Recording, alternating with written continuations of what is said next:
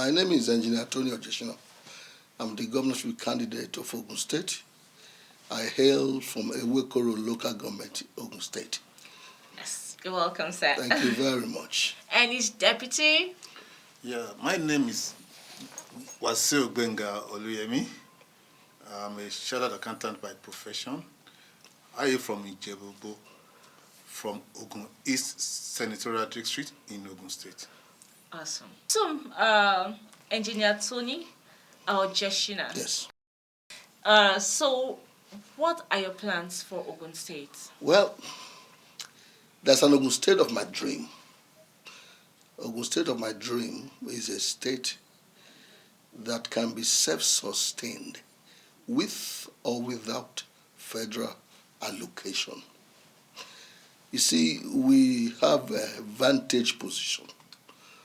We are very close to Lagos State with its large population. And there are some things that we must do as a state to ensure that we do not depend solely on federal allocation. Federal allocation is tied in, obviously, to oil proceeds. Oil proceeds can fluctuate back and forth. There are only 1 or 2 states in Nigeria that can survive without federal allocation. So my dream is to have an Ogun State that will be self-sustaining with or without federal allocation. And there are ways by which we want to do that. Okay, please let us know. We call it developmental revolution. And I call it the IEAR revolution. In 4 particular areas, employment will be generated, revenue will come into the state that will allow the state to be self-sustaining. IEAI, I stands for Industrial Revolution. You've mentioned about industry in Ogun State before, but we need to take it to a level that's a revolution. I is industrial, E is energy revolution. For you to run the industry, you must be able to have a good energy program, because without the energy, you can't run the industry. Then you have the agricultural revolution. We're an agrarian society. Ogun State's land soil is about 70% arable. And so we have a situation where we can capitalize on agriculture and do all these things under PPP. And the last one is infrastructural revolution. So all we want to do is to make sure these key areas are done under public-private sector partnership, because no government can do it alone. And what is happening is that the private sector are already showing interest in coming because they see the vantage position that we have. We have a situation where on all sides of us, we have population density. And so whatever you produce in Ogun State, you have a market for it. But we also want to make sure that what we're producing has international market. It will be of standard that can be shipped out. And so these are issues that will now touch the lives of our youth, because the major part of the problem is youth empowerment. And you can see how these days our youths, the standards are falling. They are used to doing things that ordinarily we will not do. Why? Because they have been pushed to the wall by the system. So we want to change that system such that even within our government, we are going to start to mentor youths to get them to where they can actually start self-sustaining themselves. Like in the days of old. In the days of old, you will find out that by the time a youth graduates from school, he already has a job waiting. Some of them have a place they can live. Some of them have even vehicles that they can drive. But that's not the case. And the youth age is defined between the age of 19 to about 40. And so within those areas, you find that in those days, our leaders were in their 30s when they were at the peak of their career. Obasanjo was in his 30s. He became head of state, but he was actually a major general. Gowon was 29, was a youth, and he was a major general. He became head of state. Awolowo in the western state was in his 30s when he became premier, and the list goes on and on and on. But today, our youth, even in their 30s, some are still living at home with their parents. We must reverse that cycle. And it's only through governance that we can reverse that cycle. So we have extensive program for the youth. to turn them around, to change the way they're thinking, and to also teach them how to fish, as opposed to giving them fish to eat. Yes, I know that proverb that give me the fish, not teach me how to get the fish, not giving it to me all the time. Absolutely, You know, when you yes. give somebody something all the time, the person keeps coming back. But then when you give the person the source of getting that same thing, the person is self-sustained. Feed them for a And lifetime. yes, and the Correct. person is no longer a burden to you. Correct. So coming to the deputy, how do you want to help sustain this plan? Okay, before coming directly to that, let me first start with my governor, had a vision.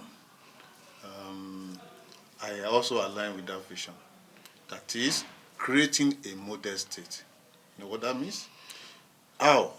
Creating a model state through revolutionary activities. Revolutionary means that we have to do things differently from what's being currently done, like in the area of industrial revolution, in the area of energy, infrastructure, and agriculture. So, looking at those key areas, I actually believe that driving this vision is a vision we can drive together. Particularly, if you even look around now, you discover that most industries that are thriving today are being powered by youth. That's why youth, okay, let's, for instance, look at the entertainment industry, look at telecommunication industry, who are driving, they are youth. That's why I align with that vision that if you can incorporate youth into the governance, you will discover that the situation won't be the same as it is again. Yes. And in addition to that, too, part of our plan, because not a promise, is also to ensure that women are more incorporated into our government. Okay, I like the part where you said plan, not promise. So can you differentiate plan, promise? Okay, fine. When you talk about plan, it shows that you have step-by-step ways of doing things. But when you talk about promise, you just tell people, I'm going to do this thing. Okay, for instance, let me tell you, if I want to do road network, I can tell you in the next 2-3 months, I will do 400 kilometers of road. What that means is that 4 months, you'll be monitoring, you'll be able to measure the performance. But if I tell you that I will do roads, that's a promise, it's not a plan. That's kind of things, that's plan we are going to bring on the table. And if I can, SDP government. yes, and if I may add to that, you on each project you set a milestone. There will be deliverables, and then there must be a feedback system with the people, because it is the people that's hiring us, and when they hire us, we have responsibilities that we must comply with. So, to use the example of the road that he said, if you say road ABC will be tarred, and we give a period of time that it will be tarred, and then we will have a situation where there will be monitoring of that work, and that much of that work will be done not only by government but by the people that will own the road, and that is the community. And so whatever system we've set in place will allow people to know this is where they said they will be and this is where they are. And the feedback system must be such that if you are not going to be where you say you will be at a particular time, you must be able to explain to the people, we are not going to be there at this time for this reason. And that reason must be tenable.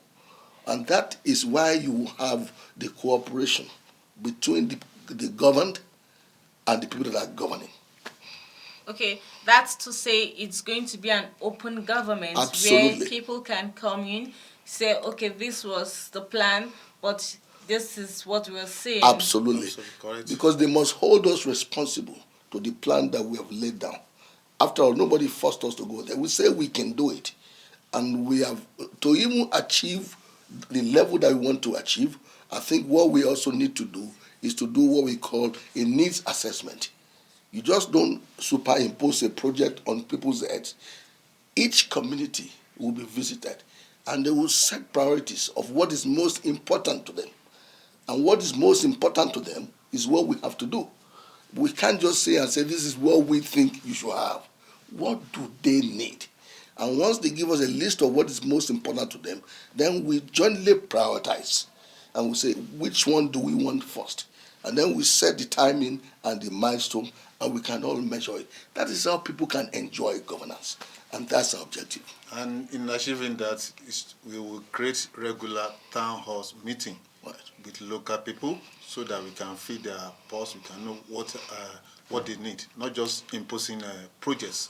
I was just about asking about the monitoring and the evaluation system on how you intend to go about it, and you've just answered that. Yes. Oh, beautiful people, I'm still your host, Mercy Ojo Ehimodu. We're going for a short break, and we'll be back shortly. Hi, beautiful people, welcome back from that break.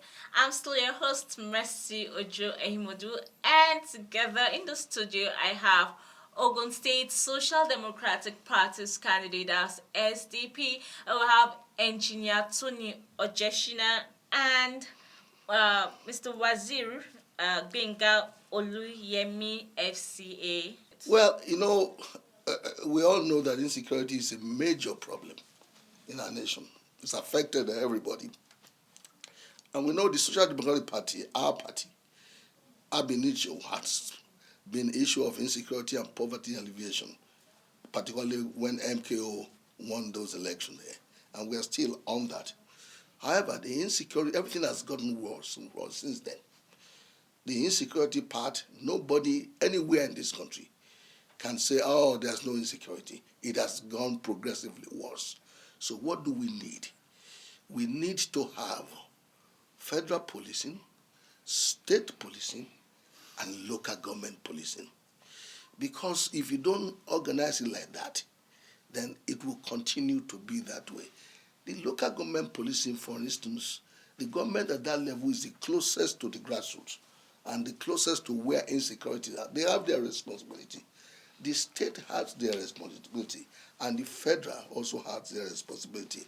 What happens in most crimes is, for instance, in the U.S., you have what they call the federal police, state police, and county police. What they call county police is our local government police. So what we have to do is to challenge our members in the National Assembly, to actually create opportunities and bills that will provide for these three sets of policing. Because outside of other forms of security agencies that exist, and the Amotekums and those that you can have, that are also local community policing, you must have the local government police. So they will be the one to come up with a law propagated to establish that every state should be able to have their local government police in very local government, state policing, as well as the federal police overseeing everything. Okay, Mr. Governor, I have faith that you're going to win the elections. When you talk about the state policing, I like that. But then, how do you intend to manage state policing? Security gadgets, all the likes, they are very expensive. So how do you intend to make that happen? That's what makes it even more beautiful is that now, because federal is the only police that we have, most state governments are spent, because the federal government cannot do it alone. Most state governments are all spending enormous money, to support federal policing. Whereas, if it is divided the way it's supposed to be, the federal government will handle the responsibilities of funding federal police. The state government will handle the responsibility of funding the state police. And the local government will handle the responsibility of handling local government policing. That makes it a lot easier because the burden is now shared. And then you can have much stronger, much effective security architecture in the states. And this is really very crucial. I don't see how else it can be done. Go to Nazareth, go to Ogun, go to Abia, anywhere you are today, we have major insecurity. We have kidnapping. We have all kinds of things going on. And until we break it down to brass tacks and we put responsibilities in the right pockets, what I just want to say is that the members of the National Assembly must be ready. Unless you feel like your own area is secure, won't you try to support a bill that somebody is going to have to propagate or raise at National Assembly to have state policing, local government policing, as well as federal policing. Awesome. Your Excellency, Yeah, what do you in have addition to to what my governor said, besides security architecture, there are other ways. Part of our plan to ensure that we alleviate insecurity is there's a general saying that an idle hand is a devil workshop. Okay, so what brings insecurity is poverty, right? And besides, you see that our youth are the major people involving in this insecurity. What do we do? By the time they are incorporated into the government, by the time we teach them how to fish, you will discover that insecurity issue we go down totally, or will be reduced to the barest minimum. So that's part of our plan to ensure that there is no insecurity in our state. And what we want to do with that, to take that further, is that in every major city, we will establish what we call youth empowerment centers. It is going to be done with public-private sector, partnership, government and private sector. And in this youth empowerment center, the youths are going to be allowed to go there, okay, free of charge. And we will have things like entertainment there, we'll have things like mentoring there, we'll have things like talent hunts there, things that will excite them to come. You want to keep them off the street. And once you have that going on, then you start changing. There we have the academic. We have people that are mentors that will be coming. For instance, a medical doctor can come and mentor those who want to go into medicine. An engineer could come and mentor those who want to go into engineering, and so on and so forth. So you find out that people's minds, these huge minds, start to open up. They start to see that I can do something for myself, something constructive, because this is really what it's all about, is to make them self-actualize. And so in those centers will be centers of self-actualization for our youth. Once we are able to do that, we will reduce insecurity tremendously, because these youths will not be pawns in the hands of politicians anymore, who want to give them a little bit for them to go and do some havoc. Or they will start running away from doing Yahoo Plus and all those things that they're doing, not because they really want to do it, but they don't have a choice. They want to feed themselves. But you occupy their mind, you occupy their hands, and teach them how to fish, then they will get away from those things. Oh, yes. I'm sure my beautiful viewers are following, and I'm sure you're already interested in this candidate already. And I'm sure you are also inquisitive about knowing their political pedigree. So, Your Excellencies, can you tell us in what capacities have you served before now? Well, I came into politics in 1998 to support President Obasanjo's campaign. And after that, I was invited by Otumba Bengadale when he was contesting for governorship of Ogun State to support his campaign. We are both from Ogun State. And I supported his campaign.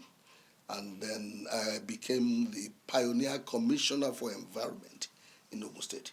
I set up the Ministry of Environment. And because that's my field, I'm a chemical engineer, but I specialize in environmental management. And so based on that, we were fortunate enough to have won 2 awards from federal government. The first award we won was in 2005, and that's the award of the cleanest city in Nigeria. Abeokuta won that award.